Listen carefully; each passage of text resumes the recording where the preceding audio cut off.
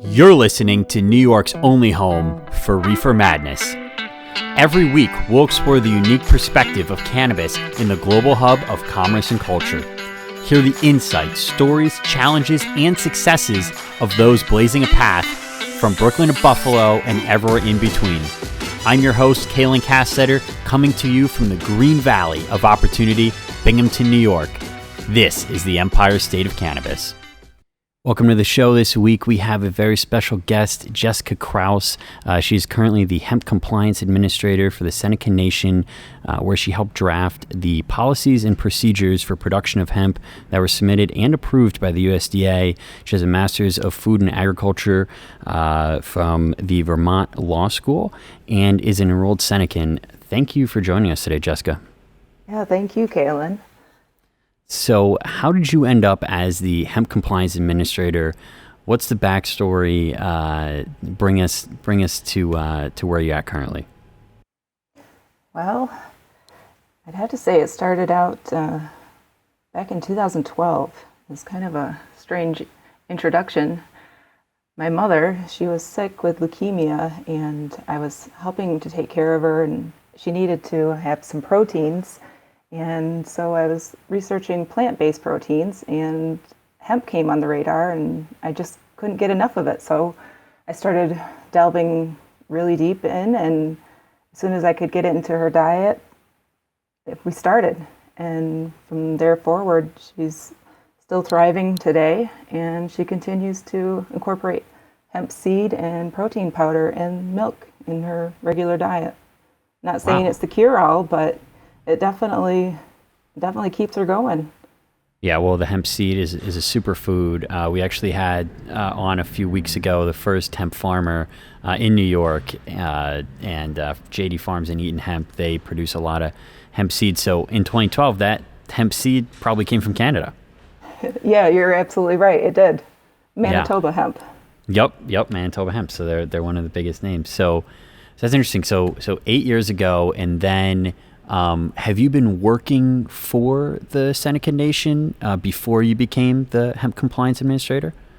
Not at that time. I took a long leave of absence. It was a rough time, and trying to take care of her and everything to do with that. She had a bone marrow transplant. It's not an easy procedure. It takes some time. So I was off work, and my paths were starting to wind in all different directions, and I started to explore going back into college. I'm a non-traditional student, so I was like, well, what can I do? So I started to look at schools around here. I went into Jamestown Business College and started going after a business degree and ended up with 2 of them. Oh, wow. And then when I was there, I started looking at the environmental side, and then I went on to St. Bonaventure and studied the environment, and that's where hemp really started to roll in. Just about every single paper I could do on hemp, I was inundating my professors with. So I started fine-tuning it really in that level, and then from there, just kept looking around. And Vermont Law School and their food program is like Foodie Central. So I knew I had to go. Yeah. And so you were just a natural pick, I guess, for Hemp Compliance Administrator. I mean, it's, New York State, they employ a whole division, right? And, the Seneca Nation, they have to do the same thing. They have to submit a plan just like the state has to, and New York State hasn't yet, right? I mean, that's a really tall order. That's a task and a half for sure. Yeah, for sure. What was nice, though, is that we have some people that are on our legislative board, would be equated to our Congress. It's our tribal council, and they were already into it. And so it really wasn't a far jump for our nation. They've been kind of keeping it on the radar. And when I started with the nation first as a project manager in agriculture, it was already a piece of conversation, and it just kept on going. So, I was in that position for about a half a year, And then I got the nod to be like, hey, well, what do you think about this? And I was like, what do I think? I love it. Yeah. So it was an absolute surprise and blessing. Yeah, well, it seems like a natural fit. So in the press release that you released, you talk about how the Great Hill people known as the Seneca have always been known for their agricultural feats. So can you tell us what exactly you mean by that? And does that necessarily mean Seneca, have they been known to grow hemp historically? Well, I wouldn't say hemp historically, but growing, yes. In our history, we had cultivated what we needed, and a lot of our culture revolves around all of those things that come to us in season. One thing that we always celebrate are our three sisters, our corn, beans, and squash. So that's been our sustenance. They're also known as our sustainers. So agriculture has always been a part of our lives, but different things throughout our more recent history have changed. People are really working a lot more. So if you're working a full-time job, farming is pretty tough to swing both of those things. So societal changes shifted us away from having an everyday farming plot. But I gotta say, thanks to the COVID-19, that has dramatically shifted. People are coming back into the ways of making sure that they're growing again. So yeah, hemp isn't in our history, but it's going to be part of our current strides. Of the future here. Yeah, absolutely. Yeah. And it's that, first you had to go and with the USDA interim final rules, I mean, they were tough, right? You had a lot of strict regulations, especially when it comes to testing and federal oversight. And so how did you balance that with, the sovereignty of the Seneca Nation? Right. That was really tricky. Right now we have some people that are already into the pilot program within New York State, and both processing and growing side. So it's balancing those, because I have to keep looking at the forecast when that sunsets and when the USDA, their interim final rules, everything, all these different timelines, and still trying to balance our timelines with all of that. And then really the biggest thing that I found when working on our plan was the employer identification number. They had, sent back their suggestions. We sent ours back and forth, a lot of communication. And I had to kind of dig deep. It wasn't just my thought on it. There were also a couple other people that were like, well, it's not asking for the EIN specifically. Where can we say and hold an argument that says that we don't need to be compelled to collect that? So we did just that, and we drafted a document and sent it back to the USDA and argued that we are indeed not compelled to collect the EIN number. And they conceded, and so that was not part of our plan. And not to say that any of our producers won't ever have to. For instance, if they sign up with a farm service agency and go through any of their programs, then yes, then they will be compelled to provide their EIN, but that's on the producer. But us as a nation, we will not do that. Gotcha. So that's a unique position, right? So a business on the Seneca Nation, they might not have an EIN as compared to a business based in Binghamton that would have to, apply to the IRS for an EIN and pay federal taxes. It's a little different if you're on the reservation, right? Right. One of the things that makes it so different is that the Seneca Nation of Indians, they have their own LLC law. So businesses can file for their own LLC through the Seneca Nation, and also we have our own business permitting office. And so all of those things are already done in-house. Interesting. So, and you also mentioned that there is already growers in the New York State pilot program. that makes it even more tricky as you start to develop programs. So what happens to those growers? Obviously, the program is terminating on November 1st here in New York, right? But what happens to those growers in the meantime? That has been a very tricky balance because it's already a tough business to get into. So I gotta give it to them. They've already done the legwork, and it's not a small investment. So I want to make sure that I'm not hampering the industry. I want to see this grow. Mm-hmm. So I had to find a balance within the wording to make sure that I'm not trying to already step on their operations, but still trying to balance it and keep it equitable for all the producers. So all of those timelines, like you said, it's a really tricky balance. And to watch the growth and change of legislation, the New York hemp regulations, they changed from one agency to another, and you really had to watch it. It wasn't like you were getting notified of it. So you really have to keep an eye on what's going on all around you. Yeah, absolutely. And especially when it goes from grower to now, okay, I'm going to manufacture a product, right? And so see, actually, you have experience in FDA food facilities, right? GMPs, et cetera. So how are you looking at because the USDA stops at harvest, how are you looking at the production side, the manufacturing of products, whether they're hemp extract, CBD products, or grass or industrial products? How is the Seneca Nation going to regulate that? Well, right now it's mostly just getting our growers to get their seed in, whether it's indoor, outdoor, and really trying to figure out what's going to work best with our soil composition. And because right here, for instance, in Salamanca, this was in the region that was the one unglaciated region, and our soil construction changes so much in this one valley that we have.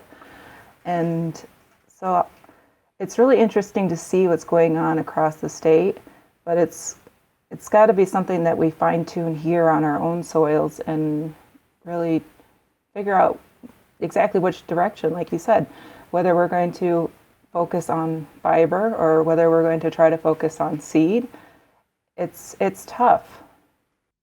Yeah, and so now that's a call that usually individual producers are going to make, and every state is going to have this issue to deal with in terms of cross-pollination, right? But you are almost in a unique position because of the reservation is spread out. So the nation is spread out, right, in different reservations throughout the state, but some of them can be pretty close together. So is Seneca Nation going to tell someone that they can't grow fiber because they might pollinate, a female-only crop for hemp extract? Or have you thought through that yet? Is there going to be a dispute resolution process? I know the state's been punting this, but have you given it some thought? I have, and that is tough because, okay, for instance, the reservation I live on, the Allegheny Reservation, city of Salamanca, our reservation boundary is 1 mile from the river boundary. So it's a long piece of land, but it's not enough of a boundary to really safeguard any sort of pollen drift. And I'm not going to regulate it so far as to say that this is one zone for this or that. My main concern is our producers are going out and getting the education and really mitigating their risk so that they're still standing, holding something at the end. Well, that's the name of the game right now, right? I mean, it's a tough marketplace. This is a reoccurring theme on our show, is that it's tough, and you can mitigate your risk as best as possible, but you can't get rid of the risk, right? So what are you looking at? What are you seeing? What are you hearing from some of the producers, some of the farmers in the Seneca Nation in terms of the opportunities when it comes to hemp? Well, it's always driven towards the CBD market, and I got to caution that is just really do your homework and always make sure you have who's going to buy it from you, all of that lined up, as it's always that dollar sign. I get it, but it's it's always really making sure that your end product has a place to go. But definitely CBD has been at the forefront of the talks that I've had. It's not to say that there's fiber that's not being grown, but it's definitely dollar driven.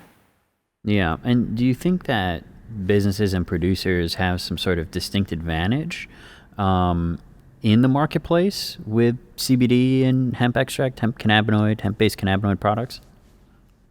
Well, that remains to be seen. As far as the products that I've seen that we've offered for sale, they're usually sourced from other areas. We have very few products that are actually made here. There are some, but I feel like we still have to develop that end of the marketplace and really try to get our growers started at least and let them get their feeling of the market and see where they want to go, because they may grow CBD this year and then decide, you know what, next year I'm going to do something different. Yeah. And that comes with experience, and we just got to get growing. Yeah, no, that's a good point. You don't necessarily want to push large investment into processing or manufacturing when you don't really know what you want to process and manufacture, right? Because whether it's a mill or you're going to need a decoritator for fiber, et cetera, right? So now for those thinking, well, there's a sovereignty to, the Seneca Nation. Why do they even need to apply to the USDA? Why couldn't you just run your own program? Right. Well, that is it's been a question from many people. First one is to make sure that we have the authority to do this, and we want to make sure that we're doing it right as well.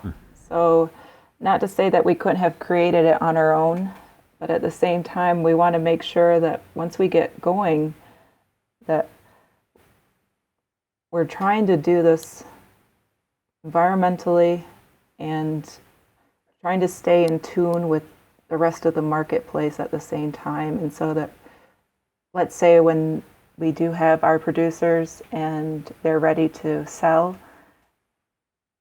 I don't want to see them getting hampered and getting hurt and then they're done. It's a great point. And so what if you have material that, and a lot of this discussion comes around the THC levels, right? And this strict, adherence to 0.3% THC. So what if you go on, just looking at Delta 9 instead of combined, right? There's a huge point of contention between the industry and a lot of states and the USDA and the DEA and all these federal agencies.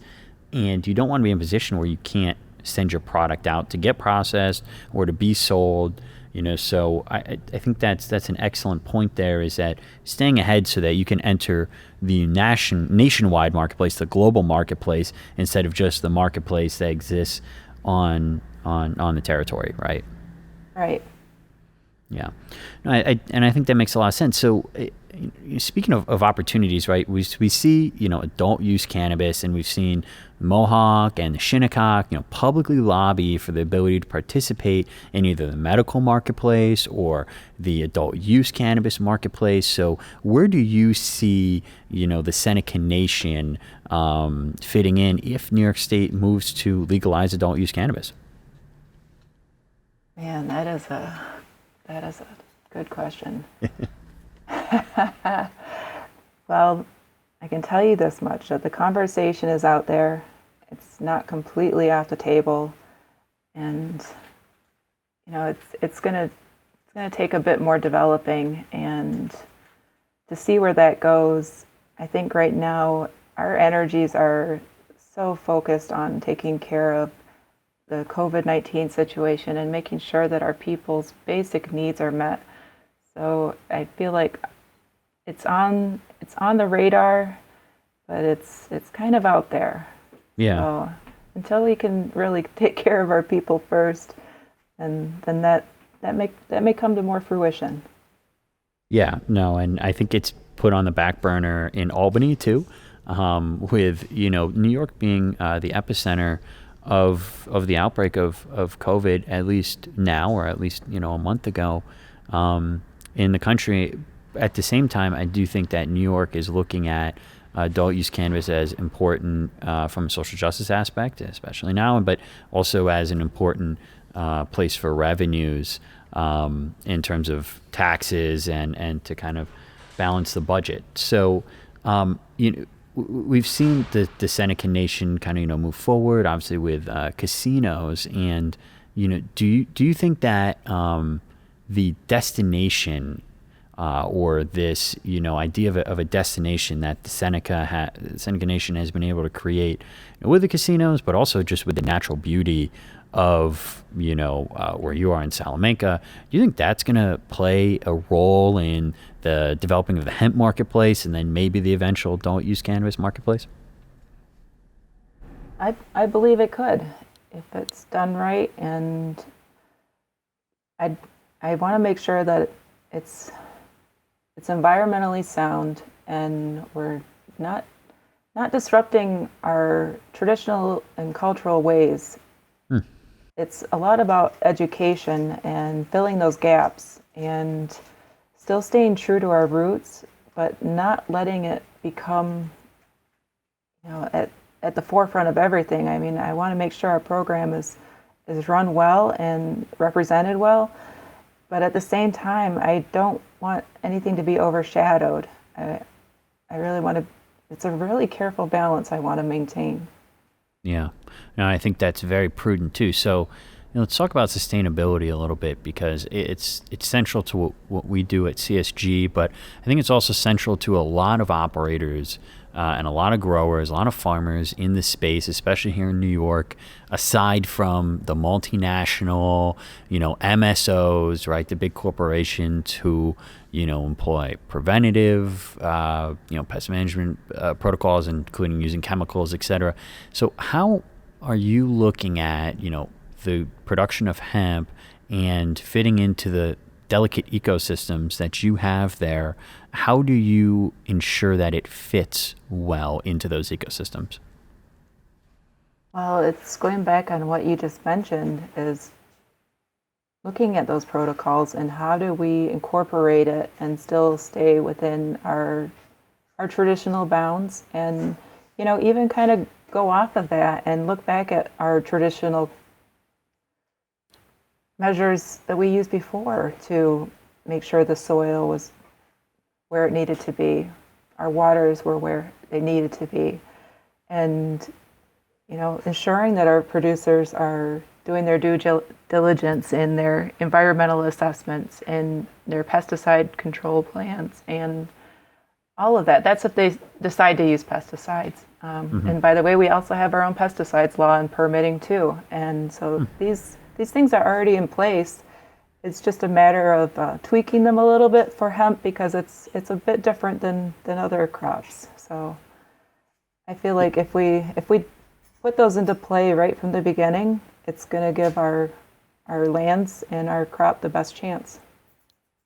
Yeah, no, I think so too. And I think we've seen even firsthand that a good pest management strategy using natural mitigants and, following the strict guidelines for certified organic can result in a highly successful crop. I'm thinking one of the most successful producers that I know personally is in Cortland at Main Street Farms. Certified organic, does not use chemicals at all, and has probably the most beautiful and consistent crop that I've seen in New York State. So it can be done.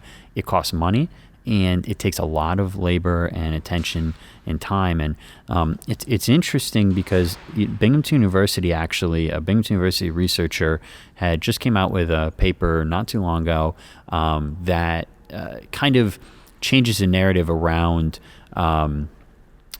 Native American farming or Native American agriculture in the Northeast specifically, right? So for a long time, I guess there was this narrative that a lot of the forests were cleared through burns to allow for agriculture, and their analysis, their geological analysis, actually pointed contrary and said no.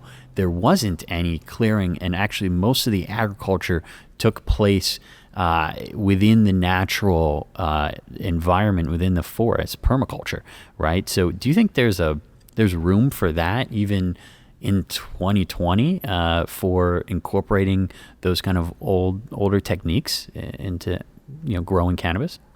I don't see why not, and that sounds like a very interesting paper, and you'll have to forward that to me. I'd be glad to read something of that nature. Yeah.